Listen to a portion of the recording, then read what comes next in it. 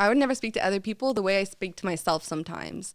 And then I realized that needs to change. I can't speak to myself like I'm this worthless person. I need to be nice. And, you know, once you change your mentality of how you think about yourself and how you feel about yourself, and you stop caring what other people think, it's so freeing.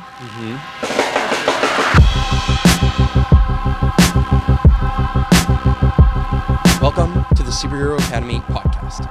I'm your host, Archangel. Now, I know that this is not the normal getup. This is not what I normally wear when I'm doing a podcast. And that's because my guest actually had a phenomenal idea. Yeah, this is amazing. I mean, I've never thought about the idea that I can run a podcast and actually have a theme. Yeah, why not? I mean, it occurred to me that you can have a theme for the entire show, but not for a specific episode where all of a sudden it's Hawaiian theme. Yeah. And we're just going with it. So Emily Hamilton, first of all, we just met like 30 minutes ago. Yeah. I always love meet you. Yeah. Great to meet you. Love that we can just dive right into somebody. Why not? But it's because online you get to recognize. It's almost like when you see somebody's persona online, you can kind of pretty instantly feel whether or not you generally are going to like their content, their vibe, their style, their work. Well, you should be able to, right? Because they're putting out a part of them, and you can tell like whether you're going to vibe with them. Yeah, but I wouldn't say that I feel that way about all creators. No? I'll say that no, I can't because some creators are really putting out a very specific slice of life. Yeah, and without a doubt, Instagram is like infamous for that, right? Because you have the perfect picture with like the great lighting and the this, that, and the other. The captions are really well thought out, blah, blah, blah, blah, blah. Yeah. But what I love about what you do, and I'll pull it up here in a second, is the balance between kind of you doing that and then also your video work. The work that you do in telling stories, you know, being the character that's on camera in a very different way, that balances it out. Because it's no longer just, here's my perfect Instagram. Yeah. It's like, here's my perfect Instagram, and then here's the journey that it took to get that picture. Yeah, that's what I love to do. And that's what I love about Instagram is that you can share a story behind the photos, and every photo means more when you hear the story behind it. So, speaking of stories, I'm just going to quickly share your work, what you've done, some of the beautiful flow that you've had, and some of the trips that you've been on lately, and across Canada, and a bunch of stuff.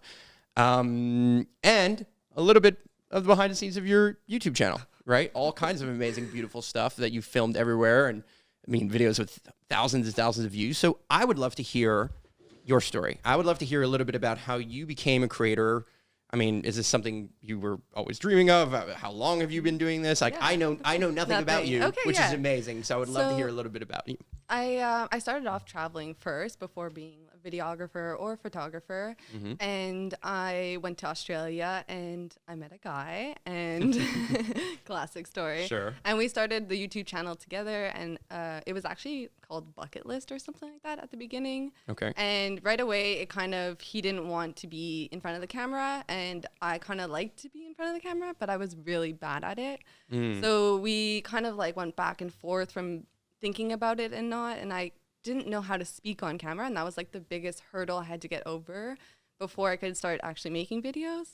And I continued to travel because I love to do that, and we were traveling together, and once we started filming and making wedding videos. That's like, we just were like, okay, once we bought one camera, we bought the next camera and the next camera. What was your first camera? Our first camera was a GoPro. Yeah. Amazing. Yeah. Well done. Yes. And then, but by the time we ended with all these cameras, we're like, we need to make money and so we went into the wedding business, which I think is like kind of where a lot of people start off, right? A lot of videographers somehow end up in the wedding business. Good and money. That's how you can gain a ton of experience. So much. Good money, right? And then at the exact same time, deal with like pressure situations where you have to get the shot. Like there's no redo of the kiss. No. It's not like, so at the end of the day, you have to kind of be ready. Yeah. And that's what travel photography, videography is sometimes like. Oh, it's run and gun. Run and gun. Exactly. Yeah. So, and you don't have all these fancy lights either all the time. Like, I mean, at weddings, you do bring lights. Sure. But when you're traveling, like, you can't pack all these lights with you. So it is like using what you have to make the shot as nice as possible. And so you used weddings to get the gear, to gain the experience. How many weddings have you done? Let's say, rough. We did like 3 seasons, and I would say we probably did like 100. Wow. But I never kept track. I don't know. Maybe I should have. I mean, should's a big word. But it wasn't like all our company. We did a lot of freelance work. I get because when you're traveling, you don't have the time to meet up with the clients and stuff like that. So it was good to find companies like photographers who would then outsource and sell us. your services, and Exactly. then you get a smaller cut, and they make also a that margin. really helped as well, because the photographer that we worked with, he was amazing. And that's how I learned a lot about just using the lighting, because he would always be like, oh, he would take the photo first, and then he'd be like, get the shot in the video, and like he'd always be looking at our screen, correcting our exposures, and like honestly, like I can't thank this guy enough. But at the time, I couldn't tell him I don't know what I'm doing, you know. So at this, like now, if I could go back, I'd be like, thank you, you taught me so much. He had no idea he taught me so much. So yeah. So it was like I think it's one of those kind of YouTube university learning curves where you just have to learn by doing. Yeah. Like there's no easier or better way to go through learning videography and photography. And in I'm some way, still in that process. Like we're always in that process. Yeah, exactly. Because that's the process. That's why you're a creator. Yeah. Like that's why it seems like you're looking to do this more and more full time, or that really have this be a core component of your lifestyle. Oh, I think, well, I would do this like regardless of the views or the likes. I feel like it's also still documenting my travels and then putting it out there. I do sometimes make it like a twist. It'll be like how to travel. Today I just posted how to travel Ontario. I saw that. And so it kind of has a recap of Ontario. And I like that because then I could watch that later on in my life. But then it's also useful for other people as well. Would you say nostalgia is one of your highest values? I don't know. I just don't. I'm a forgetful person. So when you watch it over again, yeah, like it. There's a feeling to it. Yeah, exactly. Yeah, there's a feeling You'll to never saying get those moments back, and exactly. yeah, and it's actually Ontario was when we first started free diving. So I don't know. Okay, I didn't tell you this, but I moved into a van with a stranger. I didn't know her before we bought the van. But really? No, we kind of got to know each other in the 2 months process of finding a van. So I Okay. think if something would have went really wrong, it would have went wrong there. But and like because there's like money involved, and there's like it was a little bit stressful. So Totally. I feel like because we were able to handle that it was going to be okay for the rest of the trip, and it was really good. Like she was. But how did you even have the first conversation of let's go on a van trip together? I just said, would you want to go on a van trip with me? No, Through Instagram? Through online? Instagram. Yeah, no, I made a post, and it was like at the beginning of COVID, and I was like, all I feel like doing this summer is being out in nature, away from the city. I just want to grab my tent, throw it in my trunk, and head off. And then she messaged me and said, I feel the exact same way. And I said, well, this might be a crazy thought, but would you want to buy a van together? And then Wow. that's how the conversation kind of sparked up. I love that. I love the adventurous. I love the fact. You know what I really love? I love the fact that you seem to live up to your Instagram handle, the name that you escaped with Emily. It's like a thing. Yeah, Olivia definitely escaped with me. I mean, quite. It sounds like it. I mean, hey, there was COVID. It really sucks. I want to escape to nature. Let's buy a van with a stranger and let's make it happen. Not everyone does that. I think traveling has taught me that strangers could be friends in a second, and that sometimes you meet the best people when you're traveling, and they are just people you've had a conversation with for a day, 2 days, a week that you've hung out with. So from that, I don't mind taking it back to the city with me. I feel like in the city, we kind of have our own bubbles, and everyone's doing their own thing, and everyone's busy, everyone's working. Yeah. But I still don't act like that when I come home to the city. I kind of still have that traveler sense in me where I'm just like, hey. Also, she's like a creative person as well, so I kind of felt like... That helps out. But in a different way, too. She's a graphic designer, so it was really a complimentary thing because I could teach her videography, and she taught me a lot about graphic design. And now I'm like thinking about going into animation and stuff like that. And that was all sparked through her. And so, yeah, it just things work out for a reason. And I kind of, in my new video, put a little bit of graphics that I made and did like some...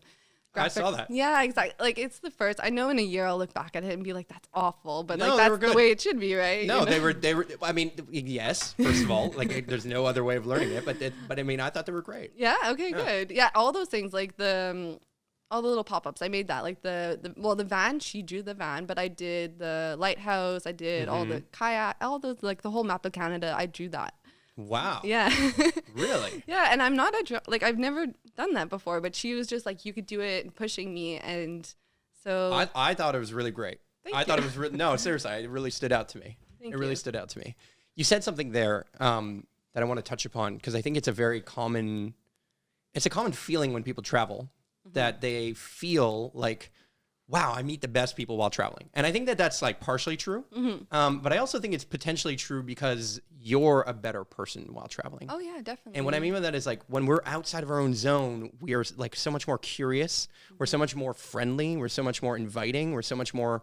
We're also vulnerable because we're alone, right? I do a lot of solo traveling, and that gives you a sense of vulnerability because you're out somewhere, you don't speak the language, and you feel vulnerable, and you meet someone else who's also feeling that way, and you guys can connect. And I don't know. And you have these experiences, like traveling is amazing, and you have these experiences together, whether they're for a week or something, and then you always remember them. Like, I have so many friends around the world now, and like, I'm so happy for that.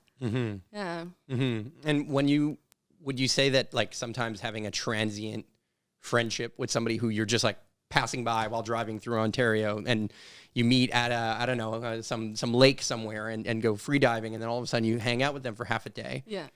I feel like sometimes you can actually be more real and more authentic and more, like you said, more vulnerable. Yeah. So on our trip, we didn't meet a lot of people because of COVID, obviously. Yeah. We were really out in nature, but we did meet some people, and it was a lot of older people too. Like, we met this one lady, she was like 65, divorced, has a kid, and she just like completely opened up to us, and we hung out with her for 3 days, and I really got an insight of like what it's like to be older and like what it's like to go through a divorce and stuff like that, because she's so open with us. So yeah, you do like kind of have this, you could open up to people and share with them, because maybe I kind of felt like she was holding back from sharing with her friends and family, because, you know, maybe it's a small town, everyone knows each other, but with me and Olivia, she really opened up. And so yeah, it's easier to open up sometimes when you don't know people, or when you're out traveling and they don't know you, they don't know your friend, they don't know your ex-boyfriend, they don't know your circle, you could just be who you are that day. They're not painting upon you the judgment of who you were in high school, or exactly, what they already changed. preconceived about you and who you are. Yeah, exactly. Yeah. And who knows, like on that trip yourself, you could have changed, you know, it could be a changing experience for you. So even at the beginning of the trip, towards the end of the trip, you might be completely a different person. And then they get to meet you then and there for who you are that day. And I love traveling for that reason. So what's a moment where maybe either on your last trip or just one that really, really stands out to you? Like a friendship? No, a moment first. Like a moment where where you realize like there's life before this moment and there's life after this moment, because you've now fundamentally shifted. So I'll give you an example. Like, me, when I was in China and I first landed in China, I will never forget the moment where I was so ignorant to not recognize that not everyone would speak English.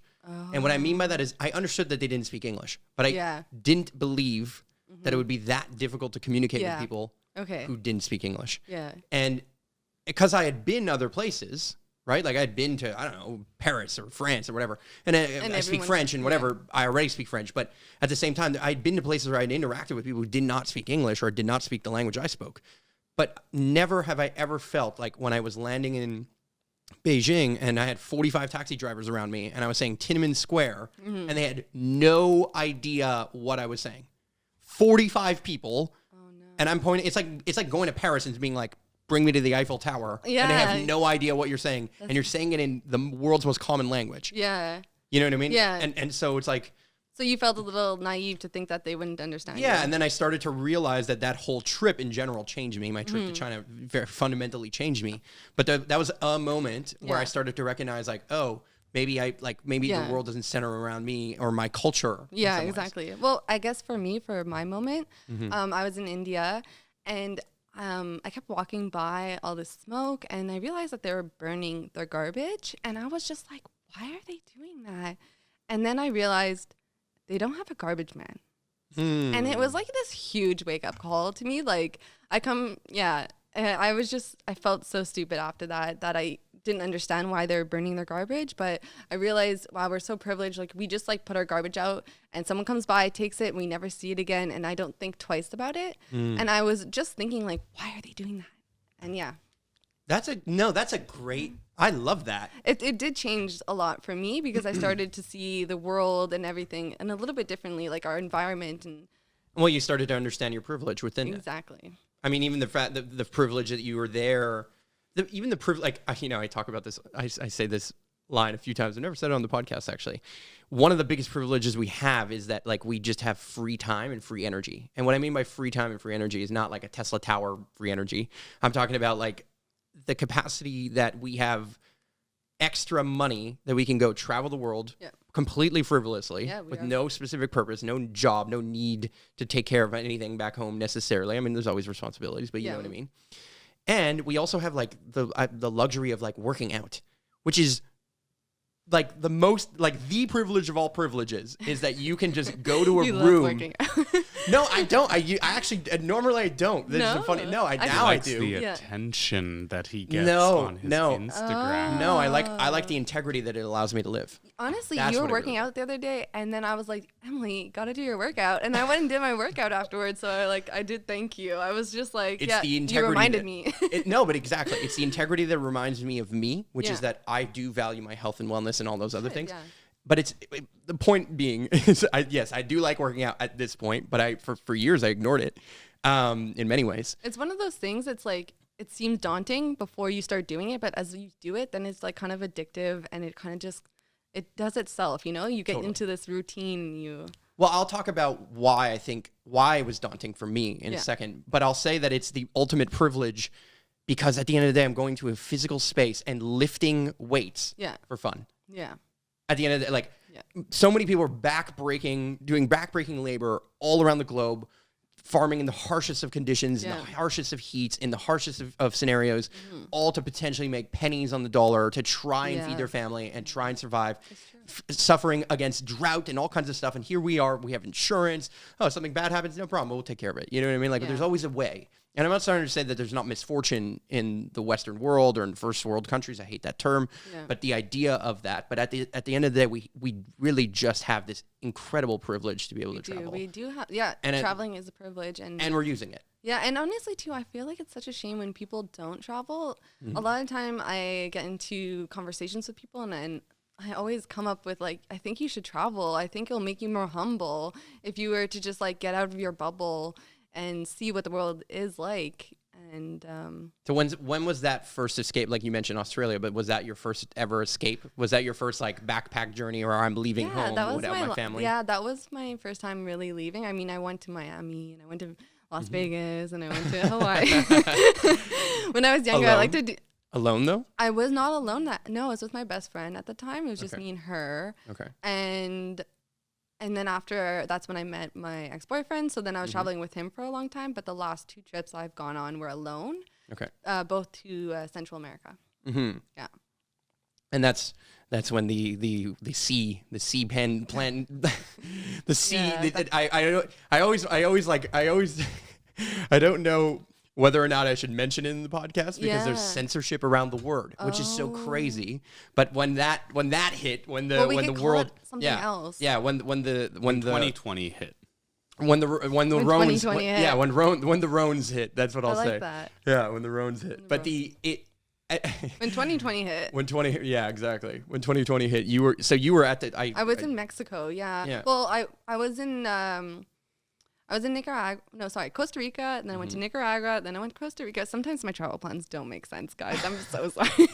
And then I flew to Mexico. And then that's when things started to, like, hit the fan. And then I was supposed to go to Colombia. Actually, it's funny because you had Mark on here the other. Mark Harrison, yeah. Yeah, exactly. And he was in Colombia at the time too. Yep. And I was going to Colombia, so I was following along his story to see if I should still go because I couldn't make up my own mind, and you don't know what's going. I mean, I never prepared myself for this to happen, so I didn't know what to do. And my family was like, come home. And I was like, maybe, like, you're kind of like hesitant at first to end your trip that you've just spent so much time planning and saving for. And you're on. And and also too, like, I was starting to do I got my first job doing a travel, like a videography for a travel company. Okay. And I thought I was feeling, like, really confident. I was like, okay, I did 1 month in Costa Rica where I got paid to be there, and I was feeling confident about myself. Like, this is it. Like, now I'm going to be able to travel and live the dream. And I thought I was I'm heading to South America. I could do it again there. And then COVID hit, and it was just, 2020 hit. You're good. We can go with it. Yeah. It's already censored. We're never going to have any views on Oh, yeah. Oh, no. What if we spit some gold? No, yeah. You'll spit gold, no Let's problem. start it from the top. Yeah. Let's hit record, hit end, and we'll start all over again. No, of course. Okay, so you're getting there, you're building confidence. Now all of a sudden you're like, okay, well, I have to come back home. Yeah, exactly. How devastating was that? Well, I hate to be like it was devastating because I feel like it was devastating for everyone, and I hate to like focus on. Like, sure, but look, to your context and your lifestyle, you're living the dream. You're traveling indefinitely, seemingly. Yeah. I mean, it's devastating. It was sad. I had to look at my life, and I really had to be like, even still, I'm questioning like how much am I going to be traveling in the future? What kind of travel will I be doing? And I feel like 2020 has just brought to light all of these events, and sometimes like now I feel like if I'm going to be a creator, if I'm going to share things, like I should make it mean more, than just, hey, this is how to travel Ontario. Not to put down my work that I just did, but like I'm now feeling like I need to search for more meaning through my videography, through my creativity. So, but who's somebody you aspire to in that way? Who's somebody that you look up to as a creator that you think is just doing it right? I love Matt DeVella. He's a minimalist. I know. He's exactly my favorite. And I'm quite a minimalist as well. So yeah, and even Vanlife kind of made me more of a minimalist because you're living in this small space, and everything you bring into the van, you need to put it somewhere. And you also have to think about like the person who's living in the van with you. Like they don't want to live with all your shit. You can totally swear on this podcast, by the way. Yes. Okay. Yeah. In Vanlife, they say that there's like a place for everything, and everything has its place or something. That's like the main daily line. thing we did was organize. Like all we did was organize. Okay, it's time to organize. Like all we were doing. Because it just gets really messy fast. And also too, if you're looking for like your shampoo and you can't find it, you have to like tear apart the whole van to find it. Yeah, that's fair. Okay, so Matt DeVella, or Diavella, I think, or how do you spell? I don't know. Diavella, something like that. Yeah, Diavella. He's a phenomenal YouTuber. I love what he's doing. I love his messages. I really do like his work. Yeah. And he just posted today actually that there's going to be a new documentary coming out on Netflix. I'm so excited. Yeah. He's really awesome. Who's your favorite person? Wow. I mean, it's shifted and changed. There's some that I used to watch a lot more who just make less content now. And there's others that I find are really inspiring in so many different ways. I find, in terms of kind of YouTube specifically, I really, really, really, really respect Casey Neistat and what he did for YouTube. Yeah. And for storytelling there. I love somebody like a David Dobrik, who I only discovered this year. And just like the style that he brought and how he shifted. Yeah. Of course, there's Peter McKinnon and people like that. Sam Kolder. Yeah. Love that. They all have like their own thing that they've brought to the table. Exactly. So I feel inspired by all of their different styles in different ways. And I'm kind of I'm like a generalist in many ways. So I love the art of storytelling more so than just like the art of being known for a specific thing. Yeah. I just love storytelling as a whole. And so when Casey tells a story or when Sam Kolder tells a story, they're very different. Sam, I think Sam's not particularly a great storyteller when it comes to the scripts that he writes. But obviously his visuals are phenomenal. The transitions he does are phenomenal. The story that he's telling you without words is phenomenal. Yeah. And he's gotten better over time. But as in terms of like impact, I think the creator that I really look up to is Chelsea Kwai or Chelsea MSA. Yeah. She's awesome. She's amazing. Yeah, I really like her. Like she does a good mixture of being like she's a beautiful person and she's a sweetheart and she does like obviously she sells stuff and like makes her money in certain ways, but she does like a really good mixture where you're not like just looking at her and feeling like envious of like how beautiful she is or seeing an ad every time you see her. You also like, you know what I mean? Like she feels real. She's really well-rounded what Totally. it seems like, you know? I've met her, and I've spoken to her on multiple occasions. So, I mean, I would say that she really is that person. Like, I think I wouldn't be surprised. Like, she really seems like a genuinely like awesome, well-rounded girl. But different people feel differently, apparently, right? Like, some people are a little bit more like on camera, they're a particular way, and they have a particular persona and character, and then off camera, they're kind of different. And I've definitely met creators that that's the truth or the case. Well, yeah, sometimes it's easier to like talk to the camera and have a certain persona or like attitude, or you feel like, you know, you get more views when you're like really happy and exciting and like smiling and jumping up and down. So you act like that, and you can't be that person all the time, you know, like you can't always be like super energetic. Yeah. And when life is not cut into a very interesting 4-minute video all the time. So life can, when somebody interacts with you and you're at a gas station halfway through a road trip to BC or whatever, you might not be in the perfect state in that moment compared to the state that they would have saw in your highlight reel of the trip, right? Like, because we're comparing so many times real life to highlight reels.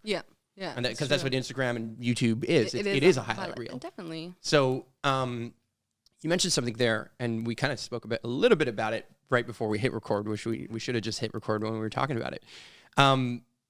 You mentioned something I think a lot of creators, I don't even want to say creators, because some people are just, they're entrepreneurs, or they're somebody who just has a persona online, or they're trying to build a persona online or build a brand online. There's this kind of a moment where you kind of say, fuck it. There's like this moment where you all of a sudden are no longer overly obsessed about what people are feeling or thinking or how they're receiving you on the other end. Yeah. And you kind of sink into your character that you're going to play online. And I say play because you're still aware that you're speaking to a camera. You're still aware that I'm still aware that there's an audience listening. Okay, wait, to I have this. a question for you. Sorry, quick break. But I have this thing where it depends on what camera I'm talking to, I feel certain levels of how comfortable I am. So if I'm talking to a phone, because I'm so used to FaceTiming my travel friends, it comes so naturally to me. But then if I have like this set up, DSLR. I get a little bit more, you know, if I have to set up a tripod and sit there and talk, it's harder for me to speak. But I don't know, do you have that issue? I do. I would say, I mean, I definitely do. If like the more like complex the camera is, the harder it is to just be yourself. in a way, because you had to have more intention to get to that moment, and you attract more attention as well. Yes. So if I'm somewhere and I'm walking around Casey Neistat style with a gorilla pod and a DSLR in my face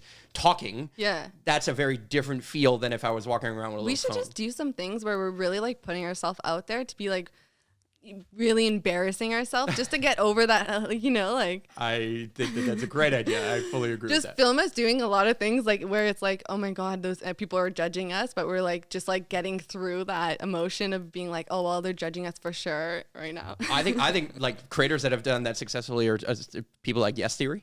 Going out there and just doing like very uncomfortable, interesting, weird challenges and things, asking total strangers to come to a party or doing whatever. Like they're doing things that are. That would be me, like asking Olivia to come live in a van with me when I didn't know her.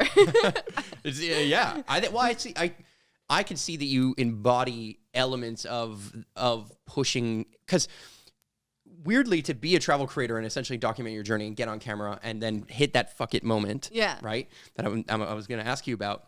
There's some level of like personal development that you kind of have to do to get there. Yeah. Because there's some level of like self-love or self-acceptance.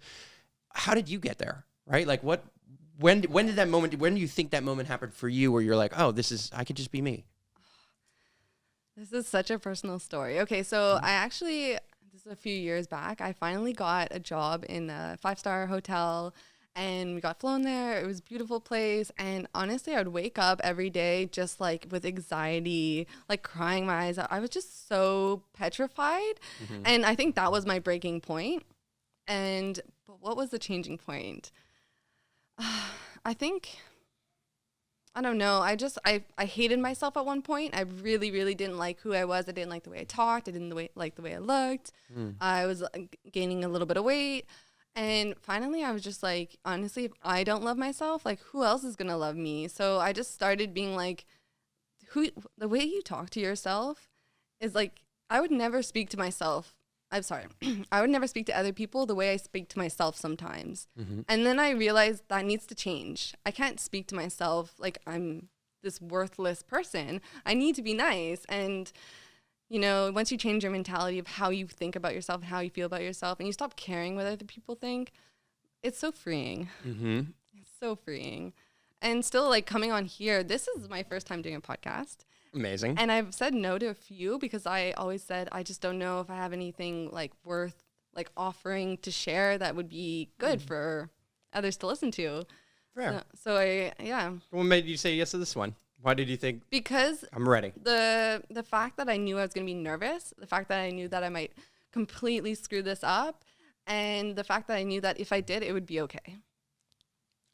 Yes. It wouldn't matter, right? Like, it really wouldn't matter. I absolutely So why agree. not do it? You know, because Totally. you just have to do it, and the more confidence comes from doing things over and over again. Mm-hmm. I was super unconfident the first time I filmed a wedding, Mm-hmm. and the second time, and the third time. But after a while, you just you know what you're doing. You're confident, and so yeah, maybe this podcast, I'm a little bit like, I could feel like I'm a little nervous, but You're sinking into it. yeah. You sink into it over time. It's. I think it's okay to be nervous. Yeah, I think it's okay to be a little bit nervous because that's what pushes the boundaries and then gets you into the next flow, and that's where you grow. Yeah, You know what I mean? Like you mentioned there that you had a breakdown at this 5-star hotel. I'm assuming that the breakdown was because you felt like somehow you weren't enough or you weren't good enough to complete. Was it a content gig? So you had to create content for them or share. Well, it was more like they saw my Sri Lanka video. Okay. I don't know if I should talk. They saw my Sri Lanka You video. don't have to name. You don't have to name the. No, I won't name any names. Yeah. But they saw my Sri Lanka video and they really liked it. It's like How to Travel Sri Lanka. Yeah. It's the video that I have the most views. Most views on. And yeah. they just wanted me to make a How to Travel Bali and include their area. So. Yeah. I'll just put it on the background. Hi. Oh my god. Oh, I love that. That night, I was. My name is Emily. Those were a bunch of 3 lady years boys, ago, and they just invited us in, and they got us completely drunk. They didn't want anything from us but to hang out, and I felt like so accepted into their culture. Like, it was just 5 lady boys, me and my boyfriend, and we were all dancing to like. Amazing. They were teaching me how to dance and stuff like that on Beautiful. stage. Beautiful. Well, no, I mean, I just wanted to show the video, but okay, so you have this video that goes viral, whatever. Now they see this video and now they ask you to come. Yeah, they messaged me and they said, "Hey, do you mind just making a How to Travel Bali? But we just want people to know more about the East Coast because it's really not traveled as much, and then we just wanted you to include that, like that side. And that side has like the diving and stuff, and it's really nice. There's tons of things to do, but for some reason, it's like all like Chenku and like Uluwatu and all those areas that are more touristy. Yeah. So they ask you to make this video. Yeah. You're like, oh, of course, this is the dream. Yeah. You've been waiting for this moment. You show up at this 5-star hotel, and then now you have this breakdown. Why? I think I just, definitely was like low confidence, and I just was nervous about not being able to do, like feeling like they're investing more in me than I'm capable of giving them.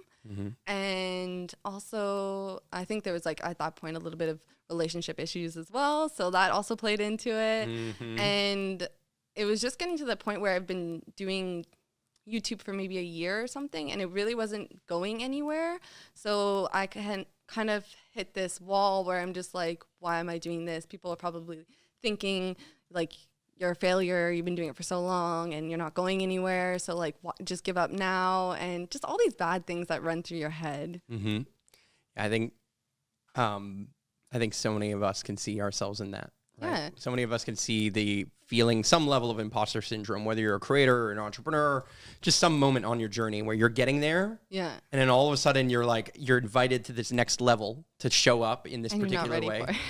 Well, you think you're not ready for yeah. it. That's the real thing. It's not that you're not ready for it. It's that being ready for it is actually going through that hero's journey of sorts. Like, that's the rite of passage in some ways. Yeah, it's true. Like, there's some level of that every one of us has to feel in certain moments. I remember feeling it when there was like videography gigs that I would get. And somebody would be like, "Hey, can you do this like white screen shoot for us?" And I was like, "Yeah, sure." You know, and like I've never done a white screen shoot in my life, so I go on Amazon, buy a white screen real fast, and set it up in my basement, and I'm like, okay, let me try. You know what I mean? Test it out. Yeah, Test it out and see what's up. And I didn't know anything about lighting. I still don't. You know what I mean? Like, I feel like I know nothing about storytelling, and I study storytelling every day.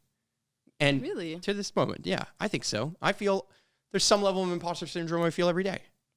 Yeah. I don't think most people.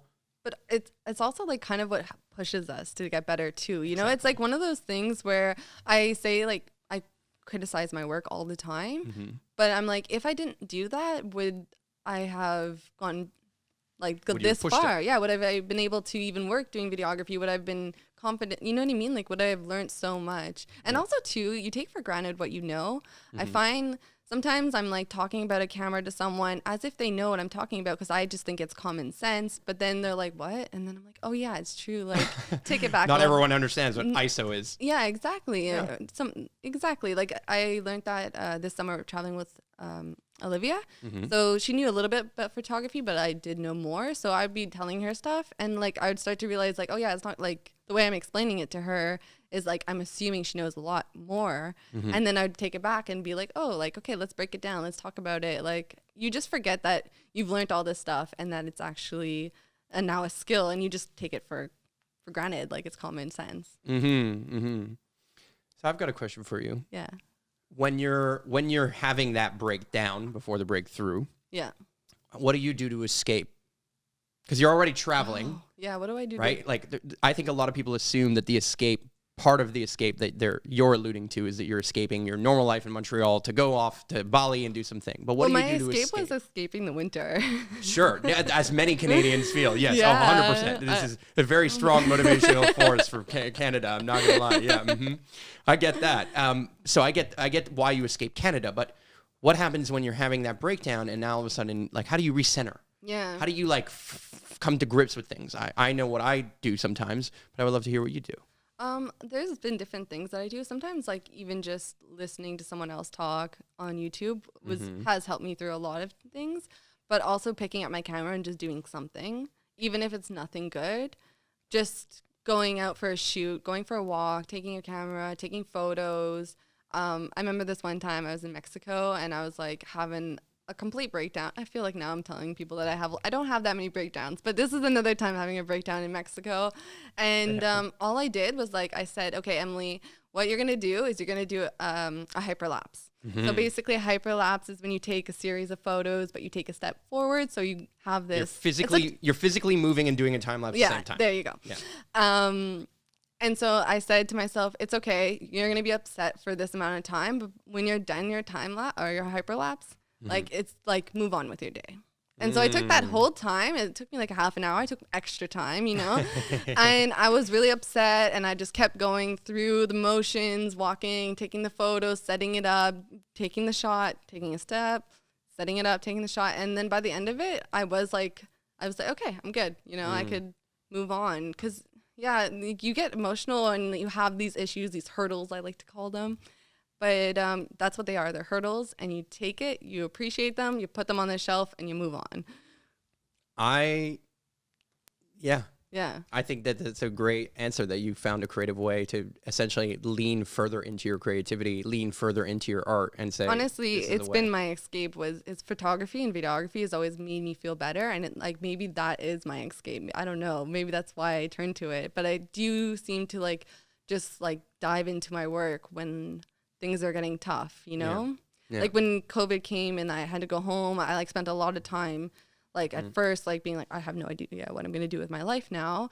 But then after that wave, I was like, okay, pick up your camera and do something. And then I was like, and then that's how the whole trip started. And this whole summer has been a really creative summer. And that's what I liked about it. Like I could tell you for a fact that Canada doesn't have that much service anywhere. You're alone a lot. So it was often just like, and Olivia's doing her own thing as well. So it's often just me and the cameras, you know, and yeah, it kind of is my escape. Beautiful. I love that you through COVID essentially, you know, we were forced essentially, not forced, but in some way forced to come and check out your own country, to kind of be a tourist in your own country. Yeah, I wasn't in the plan. I believe that. Yeah, I believe that. And at the same time, to kind of face yourself within all of that in a different and new way. Yeah, I think everyone's spent a lot more time alone. Yeah. Or maybe if they had a partner. Like you see people breaking up after being in quarantine. So it's like a lot of people are spending a lot more time with their own thoughts and stuff like that. And I think that's something that that maybe it's hard to do, but I think in the long run, people will look back at this time and be like, oh yeah, we were in quarantine, we were locked up.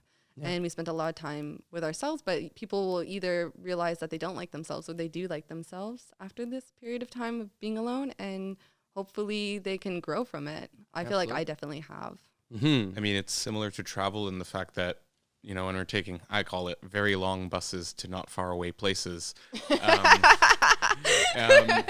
love that. When we're taking those, you know, long journeys to not far away places, I find we spend a lot of time and we get to like reflect on ourselves. And also when we're traveling, we have that like issue of like, okay, well now I'm spending a lot of time with myself. Like, what don't I like? And so we're like kind of facing a similar thing, except in the confinement of, you know, it's another form of meditation. It's another form of healing medicine journey of some kind, or it's another form of something that is self-therapy of sorts. Yeah.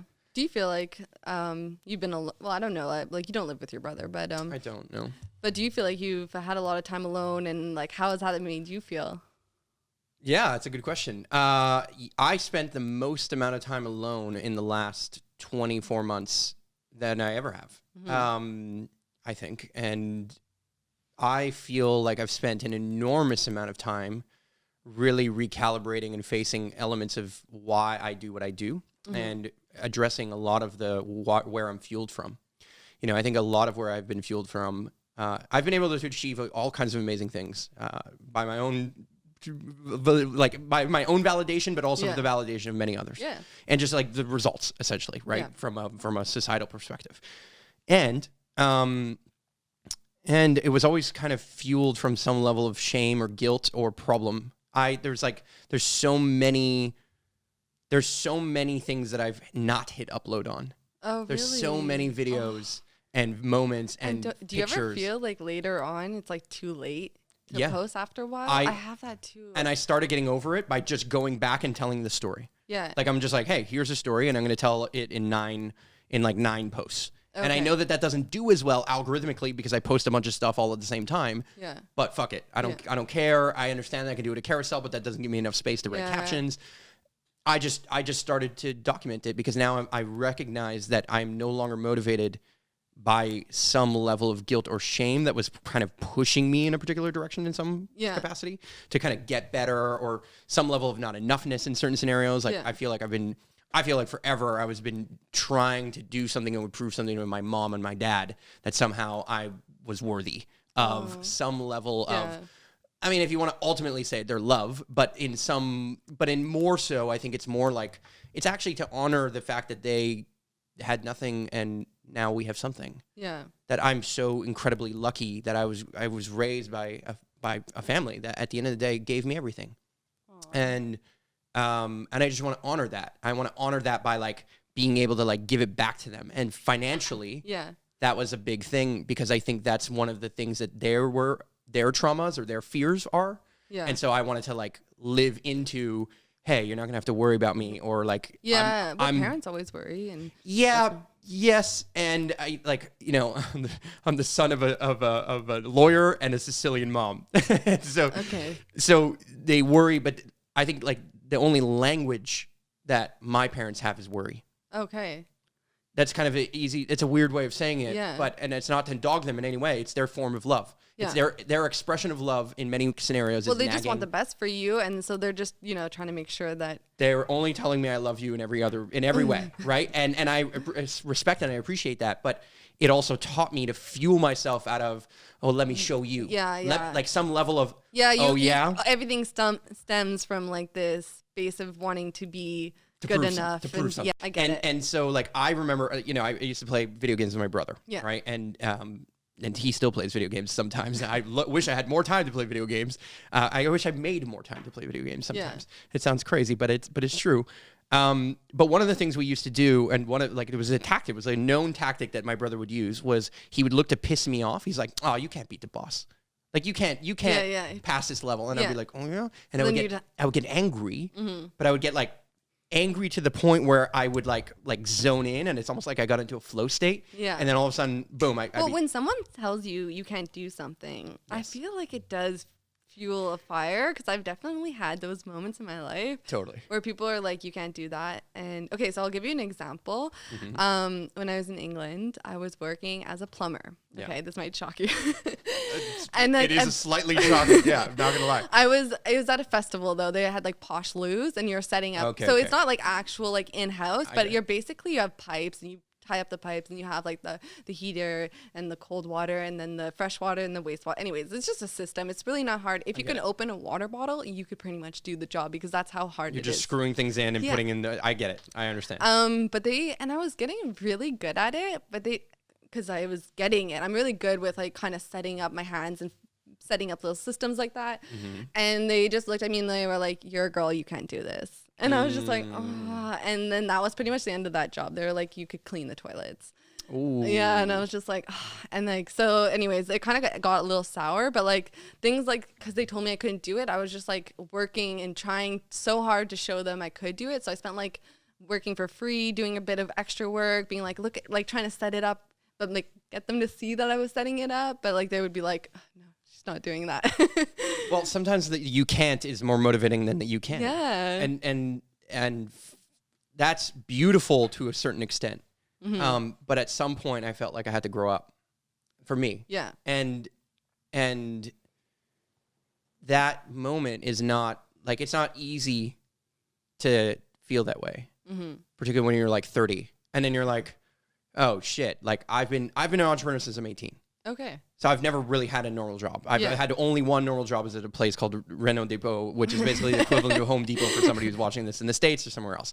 So I worked in the paint department. It was the only job I ever had. Okay. Every other job has been my own. Oh, that's so And I ran cool. an indoor skate park and I've done crazy stuff, all of which required, in most people's minds, a ton of confidence and a ton of things and like all kinds of cool stuff. And it was cool and it is cool, but I never really had, I don't know. There's something about where it was sometimes coming from, like how I was moving and what I was building and like what I was looking to create was coming from this place of proving something rather than just doing it for the sake of doing it. Well, sometimes you just got to stop living your life to prove it for other people's, and you just need to live your life to prove it to yourself. Yeah. And so this space is that. This space was the ultimate, like, I would say that I'm getting to the top of Everest in all the things I wanted to prove. Okay. I'm at the last 5% of all the things that I could possibly think of that I've ever wanted to prove. I've in many ways there's no doubt that I get to the top because I've already by many metrics made it in that way. But I still feel like there's a couple of little details that once those are done, I have no idea what my life might feel like or be like after. Retire at 35. I've talked about retiring at 35, but why I say retire at 35. Don't retire. Active retirement. There's no such thing as retiring because I don't do anything for other people that I don't want to do at this point. That's perfect. That is a great place to be, where you don't have to take work that you don't want to do or that doesn't suit you or your style. And all the work that I'm doing right now is just focused on like things that I'm currently one of my clients I've helped make a podcast for. Yeah. Okay. But as I'm helping him make a podcast, I'm not doing the editing or doing whatever. I'm designing elements of the flow. Yeah. And then as I'm doing it, I'm actually laying the bricks for the path that I'm walking. Oh, cool. And that I've already walked. Yeah. I'm like, it's almost like I'm in the point of paving the road for many other people. That's awesome. You could teach me a few things. Possibly, yeah. I mean, that's what Superhero Academy is. Superhero Academy, my farm, all of that stuff was all about. I wanted to ask you about your farm. You can ask me anything you want, but they were all about showing the path because it felt like I had to prove something to myself. One, two, it felt like there was an existential crisis I was experiencing. That the world was going to shit and that we needed this and that somehow the world needed saving. Okay. That was the second tier problem, right? It's like, okay, once I've proven certain things and I have a certain confidence and I have a certain track record, the problem started to shift, the villain started to shift away from just proving yourself to now you have to save people. Yeah, we have to prove it. You have to prove it not only to yourself and not only to people immediately around you, but you have to now save the world. Like you have to save the world in some capacity. That's a big job. Yeah. That's a lot of weight on your shoulders. None of which is necessary. and is fully the thief of joy. Yeah. Alongside comparison. Yeah. Which is the other reason, the third tier, that most of my creative life, I've been a creator for some time now. Yeah. I could be way further than I am. And I could have done a lot. You could always play the could card. But I've like seen trends where I started and stopped, and if I had just kept it going, I would be at a different level in that game. Well, in time, you'll 100%. It was perfect. It's perfect, and now I accept that. Yeah. But that capacity to recognize that, to sit with that, and to say, hey, I didn't do that, and it is perfect for me because now I have all these other skills and I have all this understanding of what this looks and feels like. And now I get to press publish, or I get to press go. I get to make these podcasts because for no other reason. It's just a passion project right now. Exactly. For no other reason than what for me motivates me very powerfully is intimacy, right? I get to intimately connect with somebody who's a total stranger. Yeah, that is, I love that. Speak to people who actually inspire me or creative. Yeah. I believe you're a superstar in the making. Oh, thank you. And so I'm honored, believe it or not, I'm fully honored to speak to people who I know are going to be way bigger than they even know. And I say bigger because I can see the potential and the ingredients that they have. Yeah. And the potential is not just in like, oh, how good the photo was or the video was. It's like the character. No, it's so much more than that because it's the character. It's all the things. It's like I'm good at the superpower I have is being able to see the superpower in others. And then being able to combine them into teams and groups. And do that kind of stuff. Well, I feel like this type of work, like collaboration is the best way. Sure. And you get to, like, even me just being here now, like I'm seeing your setup. I feel like I'm also learning from you. So like I said, with like when I worked with a photographer and I learned so much, it's those situations that you could learn from everyone. And it's really like you should take advantage that you can learn from different people. And I have many times over. Oh yeah, I'm not saying like you. I'm just saying in general. No, I know in general, but I'm not saying you were saying it was, but I in many scenarios I've actually been super stubborn, and so now I recognize that like this is back to, I feel like I'm in a process of humbling myself in an enormous way. Is that where the farm came in? The farm came in because of existential crisis. The farm came in because I learned way too much about the world and the math of where we were going. Yeah. And the feeling and the idea that if everyone lived like me, we would need 5 planets to survive. Yeah. And I say me like the average Canadian, and I don't live like the average Canadian. Okay. So if everyone lived like me, maybe we need 7. Yeah, yeah. You know what I mean? No, it is Yeah. scary. So then when you kind of think about that and you think about like the vanishing of the bees and peak oil and you know, just whatever problem, GMOs and whatever, right? Like whatever problem you want to point to, I'd watched way too many documentaries and I didn't know what to do. Yeah. And so that was your, that was a catalyst And moment. so what does Valhalla mean to you?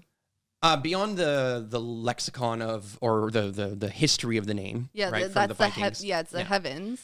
Exactly. So it's, for those who don't know, it's basically, when Vikings would die, they had this mythos that when they would die, they would go to the land of Asgard. Yeah. And in this land was this great hall called Valhalla, where they would train for the Battle of Armageddon.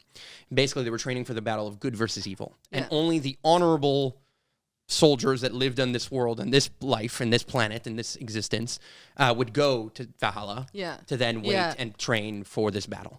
And for me, I believe that we're fighting the battle of good versus evil here. Yeah, and that there's like a real struggle between good and evil playing out in 1,001 different ways. And that's playing out every day. And a lot of that good and evil is inside of you, right? A lot of that is not just like, oh, it's them. Yeah. Or the government or this thing. So like Vanlife made me take a good look at the way I consume, and I just kind of came to this realization that I'm addicted to shopping, and I've been for my entire life, but not that that's really my fault. It's been brainwashed into every single person. Part of our culture. It is part of our culture. You need a new thing. You need a new thing. I've recently challenged myself not to buy a new piece of clothing for 6 months. I said, so it's been like 2 now out of the 6, but I was like, I'm not buying another piece of clothing. Yeah. And it's one of those things too, when you take away, like when you stop thinking about what you're going to shop or what you need next, you have a lot more time to think about other things, and I really like it for that. But yeah, exactly. Like that's one of the issues too, is like consumer and like just like this fast fashion. And that's where I felt like was something that I was doing wrong. Yeah. And 2020 hit, and it's just started, everyone's taking a look at themselves and wondering, how are we in this spot right now and how can I change? And that was one of the things that one of the few things that made me feel like I need to change this part of my life. Yeah, I feel like I've come full circle to some degree, and I'm probably going to go back for another loop. But on that journey where when I learned about the world, I kind of rejected everything. I felt like I rejected brand. I rejected buying things. I rejected consumerism. I rejected money. Even the concept of wealth and the concept of money. All of which, ironically, is like the biggest. It's because I was rejecting it out of not wanting to have to prove it to my parents or prove it to someone, right? In some ways, but also because I saw the destruction it had created. And it still creates. And now for the first time, I'm coming back through a period of big isolation and psychedelics and a bunch of other things, all of which are therapy. It's a better way of saying it. Like beyond psychedelics, it's therapy. I now am recognizing that I was this entire time for most of my career always investing in outside things like better gear. Oh, my videos aren't good because I don't have the best camera. And my podcast isn't good enough because the guest that I had isn't big enough, or I'm not good enough at editing it, or I'm not doing it perfectly and uploading it perfectly, blah, blah, blah, It's blah, easy blah. to think. I think that's one thing that I even remember our common friend. I remember he was saying, I need this camera, I need that camera. And I was just like, you just need to go out with your camera and spend some time. Yes. And it's easy for all creators to think that if they buy the nicest camera, that they're going to have a really good picture. And I don't really have that nice of a camera actually, but I still can like capture nice things because I know how to use my camera. And you know how to tell a story. Yeah. So like it is nice to have a nicer camera, definitely, of course, but it's also, Sometimes. but it's not going to change the hard work you need to put in. Yep. It's not going to, It's not the it's not factor going to that do the makes hard a work better for photo. you. Yeah, I agree. But I knew that. But I didn't emotionally know that. Yeah. Do you get what I mean? Yeah. It's like, when you know, like, it's like you feel like it's like my brain knows this, but my heart is just like, yeah, but okay, when I get $5,000, I'm going to buy that, whatever. Yeah. You know what I mean? Yeah. Because, it's like, the reason Sam Colder's videos are better than mine is because he has 120p and I don't. Yeah. Is that No. really the truth? Because No. it's probably because he spends hours upon hours upon hours thinking about a his life, transition. and he's really good at thinking about, I'm going to go from this to that and pre-planning and doing other skills Yeah. Yeah. that definitely. I wasn't cultivating in the same way. Well, it takes a while you need to learn all these other things before you could start being really creative because you're thinking about the settings and what, you know what I mean? And you're just thinking about all these little things. But once you got all those sorry, I'm really screwing this up. Once you know how to work a camera, then you could start being creative. So it just comes with. Sure. Look, there's definitely a learning curve where you're going to suck at something and you kind of have to learn, okay, what does aperture do? What does shutter speed do? Like, without a doubt, having some better gear and a better knowledge or base of knowledge is going to help you take better photos and make better videos. And, yes, a faster laptop helps render faster, which makes it less aggravating, which allows you to pump out more and produce more, upload more, blah, blah, blah, blah, blah. Yeah. All of those things I acknowledge the privilege of, but it doesn't make you a better creator. No, it doesn't. It doesn't make you a better storyteller. No. And it doesn't make you more relatable. No, And that's true. I think that for me, I had lost touch with a lot of what I could relate to with other people. And I was just really... I was just creating a lot of distance and separation between me and them. Okay. Not necessarily.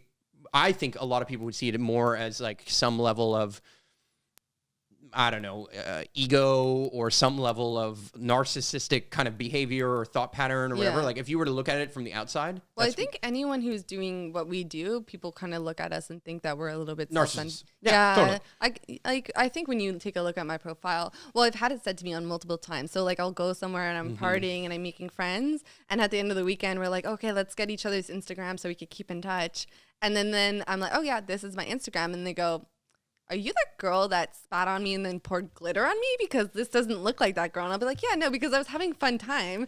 And now and then that's like the persona I put online. And this is me when I'm partying with you. So I get that quite often. Well, because at the end of the day, a brand online is a slice of life, but not your entire character and your entire life. But when people see that and then they judge that in some way, shape, or form, first of all, they're only looking in the mirror, like everyone, including me. But that was the problem, is that when I was looking in the mirror, I wasn't showing up for myself. Yeah. I wasn't living the integrity I wanted to live. I wasn't spending the hours that I wanted to. I was like talking about, here's how you go viral, but then not doing the work to do it. Yeah. I was talking about, here's the best practice, but then not necessarily having the time to fully nail Do it it for yourself, myself. yeah. And I was, in many ways, like I was Yeah. doing these longer term things, but I was doing them in such wide variety of categories. Yeah. And I was making the excuse that I didn't have enough time. Yeah. And that's my biggest anxiety is time. Yeah. I used to think it was money. I used to think it was resource, but it wasn't. It was actually time. And I started to learn that, that I have a deep anxiety around time. And that somehow I'm running out of it and that there's not enough of it. And I don't like, if I'm going to work out, then I'm going to take an hour of my day, yeah. and that's going to take a lot of energy. And then I'm going to need that energy to do this other thing because Yeah. I don't have enough time to do all the things that I have to do for my client, to get this thing out, to do that thing, and so on and so forth. And so all of these things became a layer of rejection that I kind of put upon myself, where I'm like, oh, I have to reject I have to reject that anybody would want to follow me because I look good. I have to reject the idea that anything that would be felt like it was the cover of the book of my character and my persona online, that anything to do with that was Do you think maybe you're holding back a little bit because you're nervous about like really putting yourself out there? 100%. So 100%. Yeah. But in some way, shape, or form, it was because I didn't feel ready. Yeah, it is when you're ready. And I only had that moment, the moment that you were talking about, right, that I asked you about. Yeah. I only had that moment like a year ago, Okay. even though I've been a creator this entire time. Yeah. So I've learned all the skills of, I say all the skills, lots of the skills of behind videography, photography, website making, brand building, social media management, paid Those traffic. are a lot of skills. Funnel yeah. building. Yeah, and I do it like professionally. Like Yeah. it's not even an imposter syndrome. I'm successful at those things for them. Yeah. But it's harder. It's always harder to do it for Totally. yourself Way harder. because then, if to do it for someone else, it's like you have this confidence because you're not actually the person in front of the camera. You're kind of like giving them confidence, and like just having this conversation with you, I feel like you're great at boosting people up, and like giving them confidence. So I feel like that's a skill you have. And I honestly, I know that because the first thing you ever said to me was like, I love your photos, or you're so talented, or something. Like you right away came in with like, a nice comment. So Ironically though, that's the thing I would think but not say. okay. I would feel that, follow someone, and then just never say it. Oh, really? And I've decided that this is No. back to I'm like scaling. the first person to be like, kudos, I love your I'll work. say that. Yeah. I'll do that when I'm in person or I'm meeting Yeah, somebody, and I'll yeah. be like, hey, your stuff's really great. Like, it's Yeah. not that I don't want to compliment people. It's that I would just not go out of Yeah. my way Well, I because feel I didn't feel like I have enough time, or I knew it would open up a conversation and blah, blah, blah, or maybe this, or I don't know, whatever it was. I had this feeling too where I kind of felt like if I'm complimenting other people, it's like taking away from yourself. And then finally I was just like, I hate that attitude that I have. I'm just going to say like, you go girl, you get it. Like I'm rooting for you. Like if someone like hits 10K and they're like, oh, I just hit 10K, before I'd be like, oh, I still haven't hit 10K. But now I'm like, I'm here rooting for you like the whole way through. Like I believe in you. Like I actually just like, I don't know. I just threw away that. Same. Yeah. For me, I call it intimacy. I've just decided that every interaction I want to have with someone gets to be some level of intimate. And intimate doesn't mean sexual. Doesn't mean hitting on them. Doesn't mean I want something from them. It doesn't mean I see a strategy. Yeah. You just want to see, like, you just want to get to know them. And support them. Yeah. And just be like a professional cheerleader. Yeah. I love that. Like just a professional, Yeah. wow, you have a superpower and I get to recognize Yeah, it. I guess that's what the whole that's academy and that's came what from. That's what Superhero Academy is about. I'm It's not that- going to lie. So before I came here, I looked through a few of your videos. I'm sure. Yeah, and I'm sure you did of me as well. And course. and I went I was like, okay, let's go way back. And I think Love I that. came onto one. It was talking about the Superhero Hero Academy. Academy, and even just like the way you talked in that video compared to like how you talk now in your videos, like you grew. Like honestly, I could see how much you've Involved. and yeah, you've evolved so much. Just even like your voice, your tone of your voice, of how you say things, it just really. I think that at the end of the day, I was speaking in the past from a place of a mental understanding of something, meaning I knew something, Yeah. but I wasn't there emotionally. Okay. Do you get what I mean? Yeah. And this is back to You knew like what you got to say. You knew what to say, but you didn't like. I knew the order of the words. Yeah. I knew the order of the words. I knew the call to. I knew that the button could look like this and click that and then. I knew all the tactics. I understood every mechanic of a superpower. Yeah. But it didn't mean that I was embodying it. Yeah. It didn't mean, and it was some level of like, for a while, my superpower was ditto. It's like, okay, you have a superpower? Great. I'm going to hang out with you for a little bit, and I'm going to understand everything you're doing. I'm going to break it down to the degree of understanding that is obsessive. No pressure. Yeah. Sure. Yeah. No, I don't do that anymore. I just don't. I'm honored more so now to be like, hey, let's do it together. Like, let's just. I would love to create whatever that looks like, and I'm just super excited to do that as intimately as possible. And this is why I decided, like, look, I can have huge guests on my podcast right now that I have access to, millions of followers, all that kind of stuff. Yeah. And I'm always saying, no, but I really want, like, if I can't do it in person, I don't kind of want to do it. Yeah. Because I want that's true. this. I want, and not only that, I want to meet creators in Montreal. Yeah. I want to, like, be me too. In a real vibe and community. And that's exactly what the farm is about at the end of the day. Okay. It's exactly what the school is. And I felt like I just wasn't showing up for any of that. Yeah. And if I wasn't going to show up for that, and I wasn't going to show up for others, and I wasn't showing up for me, my own health, wellness, body, blah, blah, blah. And I was talking to myself in the same, like you were saying earlier, saying the shit that I would say to myself, would I never say to anybody else. I feel like a lot of people go through that period where they're just all do. Shitting on themselves. We all do. But I think the difference for me is that I was thrown into, by my own work, into a path where I always had to be confident. Mm-hmm. Because that's what entrepreneurship is. Yeah, definitely. You're just in this perpetual confidence, but you never actually deal with some of the fractures of that confidence throughout the process. Yeah. Because there are fractures in my career where I've had like full on taking some big L's. You know what I mean? Yeah, like, yeah. But if you don't have I couldn't afford. Yeah. Look. You take risks, but what you could afford to take risks on. You know? No, but I couldn't even afford to slow down to process it. Okay. Because I had to keep investing because the next year. Yeah. I have no idea how I'm going to pay my bills next month. Yeah. Full stop. And many creators don't. And that's okay. But they also don't take as much risk as I do. Yeah. Meaning they don't have a whole team and they're not paying amounts because of other rent people are relying blah. On you as well. Exactly. So now all of a sudden you're creating this scenario where I'm now never processing my own trauma. I'm never processing my own losses. And I'm never processing my own feelings of lack in some way, shape, or form. And when I do, I escape, and then I create in my escape purpose. Oh, well, I'm going to Tulum, but I have to film some videos, and we have to do this, and I have to blah, blah, blah. And I'm always like going somewhere to do something. To do a project. But rather than to be something or to feel something. And so that shifted for me over the last 2 years where I started to like I went to Peru, and I'm like, I'm not here to do anything other than experience what it's like to be on my own. Yeah. And feel so you went alone. on a solo trip. I went with some friends that were all. Have you done a solo trip before? I have. Yeah, I have. And then when they left, and then I stayed. Okay. So I was solo for some period of time in the integration. I've spent a lot of time solo here this year. Yeah.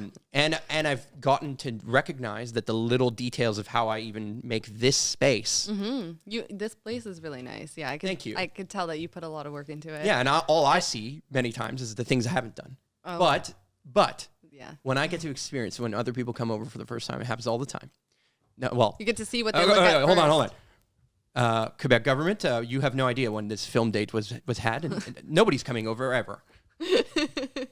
But back to I have people over all the time, and I get to experience their first reaction to the space, and then it lets me. It creates a mirror back to me. Yeah, you feel good when you get to relive it. Where I get to live the art. Yeah, you get to live it through their eyes, kind of. Exactly. You see what they look at first or what they walk up to. I get to see a physical embodiment of my art. Mm-hmm. And what I wasn't experiencing as a creator was I didn't have a good enough feedback loop. When I make a video on YouTube or on whatever, I couldn't really experience how they were feeling about it. No, yeah, it's true because you never a lot of people won't comment and they won't even like or whatever, and you just don't know. You're just like, oh, this many people have seen it, but I have no idea what they think of it actually. Specifically on YouTube, I have no idea who the person even is. Yeah. But then I started making Instagram stories, which I was super resistant to because I don't know, I just didn't want my face to be on camera, ironically, even though I make my face to be on camera everywhere. And again, people think differently about who I was, but it's because I had to do those things to get somewhere. Yeah. It's different than when you're doing it fully. You had motivation to get there. It's different than when you're doing it fully from a place of emotion, and now you start to see some of the faces who show up regularly.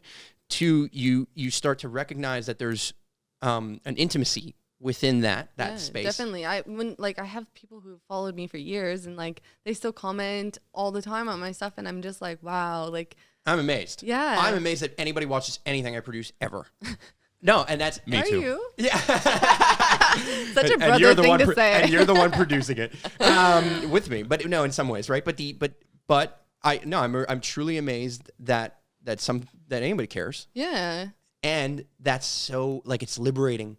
It's liberating for me to have reached millions of people. Mm-hmm. Like, literally, like, I've built this brand. Superhero Academy has reached millions upon millions and millions of people. Okay. And I felt like I was yelling into a megaphone and I was mute. Do you get what I mean? It's like I felt like I was screaming and nobody can hear me, but I was reaching millions of people. And now I feel the exact opposite. I feel like I'm reaching nobody at all, which is fine. And I know it doesn't matter. Yeah. I don't care how many people are going to watch this. Yeah. I just care about, hey, I think you're really cool. I think you have really great content. I would love to create with you. Yeah, whatever not? that does, wherever that goes. Yeah, who knows? So be it. And whoever it helps too, right? Exactly. At the end of the day, because maybe someone will watch this and will get something from it, and that's... And what I'll say is, whoever it helps, but let it help me. I used to always externalize, it'll help this person. I already came in here telling you that this is my first podcast and that I was like, I'm only doing it because I know I'm going to be nervous and I want to get over that, you know? Right. Like, I'm glad that it's helping you. I'm glad that it has some value. And even like the way we produce things, right? Like edits itself exactly. as we go, blah, really blah, blah. Cool. I mean, I say edits itself. My brother does a ton of work. But at the end of the day, the Cinemaker system that we're using essentially allows us to video switch so that he doesn't have to post-process the entire podcast. Yeah, no, because I didn't realize that when you said that. I thought you were, because there was like in Premiere Pro where you could just, Multicam. 1, 2, yeah, exactly. You do like 1, 2, 3, 1, 2, 3. Yeah. So that's what I thought you were doing, actually. I mean, it's kind of what we're doing, but just live. Live, yeah. And so, anyway, all this to say, I think a lot of people have a concept of what a creator's life might look like and feel like. Yeah, maybe they do. And at the same time, it's kind of sometimes a little bit different. And if you had to say, and I don't know how long we've been going on this podcast for, but if you had to say, to someone, if we're leaving them off on this podcast, they're sitting at home, they're thinking of escaping. Yeah. They're thinking of doing what you do in some way, shape, or form for themselves, whatever version of that they look like. What would you tell that person? Well, I always think that everyone should travel. I think it connects us, right? Mm-hmm. And there's been times where I've gone to places like when I went to India, and after I left, they had a flood in Kerala, and that's where I was staying. And my heart sank for them because they were going through that. And you only get that feeling because you were there and you've experienced that place and you saw the culture. And often these places seem very scary. Like, I travel a lot by myself, and that's one of the questions I get often is like, are you scared to go solo as a female? And yes, I am scared, but when I get there, it's never as scary as what I've imagined before. And people are so kind, and this world is beautiful, and I feel like we should take advantage. Well, like whenever we can travel again, of course, but which they can do right now. Yeah, to definitely, you need to try different things and escape a little bit. It's okay to be like, this is what you want to, like, if they have a certain lifestyle that they want, that's okay, and do it, but to just escape a bit and try something else to make sure that the road you're on is the road you want to be on. Mm-hmm. I don't know. I feel like, because I was in school for nursing, and I could not imagine my life right now being a nurse. I think it would have been such a shame, because I just feel so fulfilled with what I'm doing now, with traveling, with making videos, with being creative. It gets me out of bed in the morning to know that I could go on the computer and make something, and when something cuts together nicely, it just warms my heart. I feel so happy, and when I create something and other people enjoy it or get something from it, it makes me happy too. So where was I going? I mean, the advice of what somebody that's sitting at home wants to definitely escape a bit. Take some time for yourself. Escape. Be by yourself too. That's a big thing as well. I feel like everyone should have a period of time where they do spend time alone. Mm-hmm. I feel like that's made me grow the most was being solo. And if there's anyone that I trust really in this world, it's myself, because I've been around to different places by myself, and I've gotten myself out of situations in the middle of nowhere. And so you've gotten yourself into those situations. Yeah, too. Exactly. I got myself into them as well. So yeah. Well, it sounds like you said escape to find yourself. Yeah, definitely. Right? Escape to be found, right? Escape not only to run, but actually, or even to verify that you're on the right path. Sometimes if you take a second and, like do something else for a bit, then you could realize that actually I was on the right path, Mm-hmm. you know? Mm-hmm. Well, I really appreciate you doing the things that you do. I really appreciate your art. I really think that you're great. I think you're going many, many places. Thank you. That's So a nice. pun intended in that way. Yeah, pun intended on that one. But I think there are certain people that just, I don't know, they just get it. They get it in a different way than I see others do. And I think you're doing a great job at it. I think anybody who has gotten to this point in the podcast, you know what to do. You know where the links are. Oh yeah, subscribe. You know. Give this guy a like. He's worked hard. No, don't follow me. Go follow all the links and all the things. The links to her Instagram or YouTube, all that kind of stuff are, you know where they are. If it brings you value, if it makes you feel good, of course. It totally brings you value because you got to this point of the podcast. Oh my God, did she just say your line? If it brings you value, Yeah. Is that if your- you got here. If you got to this point in the podcast, she's clearly, and I've clearly brought you enough value. Show it. Vote with your attention. Vote with your dollar. Vote with your time. Vote with your energy. And vote by cheerleading and supporting other people. Yeah, cheerlead other people though. It makes you feel better. When you give out compliments, it actually makes you feel better. Totally. It's Yeah. like, it's almost like a selfish act, even in It its is. selflessness. It is. The new smiling to a stranger in public is like commenting on a random person's like Instagram photo. Like, nice And shot. now that people's faces are masked and everything, I mean, there's no smiling to strangers, even because they can't really see it. So now you have to change it. Like their Instagram. Like, comment, subscribe, do all the things, hit the bell, notifications, blah, blah, blah, blah, blah, blah, blah, blah. Now, you know what people don't know, but before we go off, if you hit the save button on Instagram on the right-hand side, not the other two, but if you do the share button, that's good. But the save button, huge for the algorithms. See you in the next episode, ladies and gentlemen. Pew, pew, pew, pew.